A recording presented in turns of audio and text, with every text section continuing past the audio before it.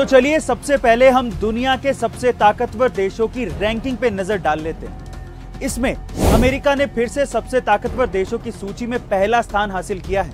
इस लिस्ट में चाइना दूसरे स्थान पर है। चीन के बाद तीसरा स्थान जापान ने हासिल किया है। वहीं इंडिया ने रशिया को पीछे छोड़कर चौथा स्थान हासिल किया है। रशिया 5वें स्थान पर है, जबकि ऑस्ट्रेलिया, दक्षिण कोरिया और सिंगापुर ने सबसे प्रभावशाली 8 देशों में अपनी जगह बनाए रखी है।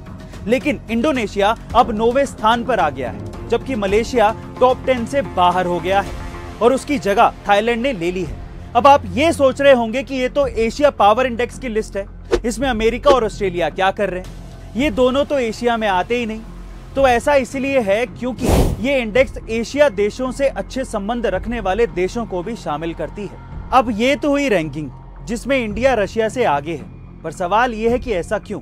इसकी सबसे बड़ी वजह है इंडिया का बढ़ता डिफेंस सिस्टम और जियोपॉलिटिक्स, यानी कि सभी देशों से अच्छे संबंध। देखिए, हो कुछ यूं रहा है कि रशिया के साथ लगातार डिफेंस डील के बावजूद अमेरिका खुलकर इंडिया का विरोध नहीं कर पा रहा है और रशिया भी किसी भी कीमत पर भारत को अपने साथ रखना चाहता है, क्योंकि रशिया को अफगानिस्तान के ऊपर अपनी पकड़ मजबूत करनी है और इंडिया के बिना ये पॉसिबल नहीं है।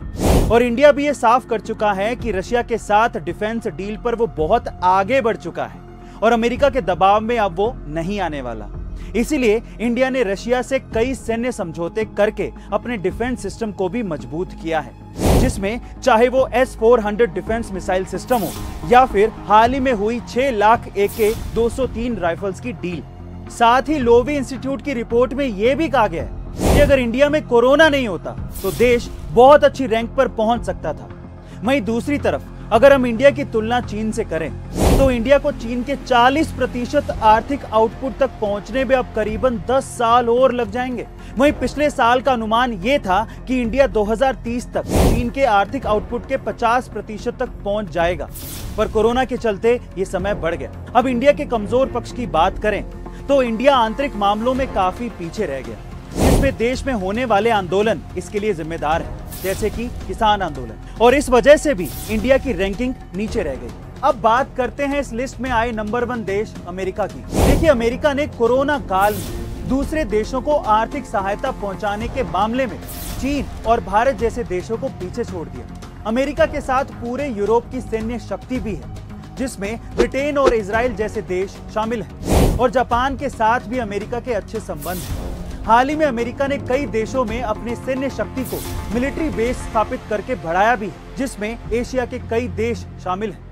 इन सब मापदंडों के हिसाब से इस संस्था ने अमेरिका को 82.2 अंक दिए हैं, जबकि 2020 में उसे 81.6 अंक ही मिले थे।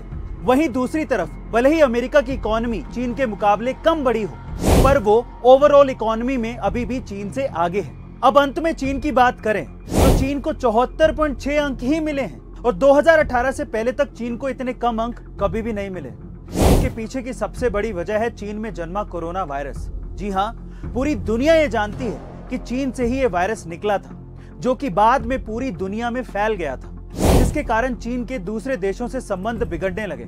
और यही नहीं, चीन की दूसरे देशों की जमीन पर कब्जे वाली रणनीति भी अन्य देशों को रास नहीं आती, जिसका सीधा फायदा अमेरिका को हो रहा है, क्योंकि अमेरिका उन देशों की तरफ दोस्ती का हाथ बढ़ाकर अपनी ताकत को और बढ़ा रहा है। तो दोस्तों, फाइनली इस लोवी इंस्टीट्यूट के रिपोर्ट के आंकड़े हमने आपको बताए, जिसमें इंडिया ने 2021 इंडेक्स में डिफेंस में अपने अंकों का इजाफा किया है, जो कि आने वाले समय के लिए अच्छा संकेत है। दोस्तों, आपको हमारी ये लोवी इंस्टीट्यूट की रिपोर्ट पर एनालिसिस कैसी लगी कमेंट सेक्शन में जरूर लिखिएगा, और ये भी बताइएगा कि और कौन से स्पेशल टॉपिक पर आप मुझसे डीप एनालिसिस चाहते हैं। मिलते हैं अगले डीप एनालिसिस में।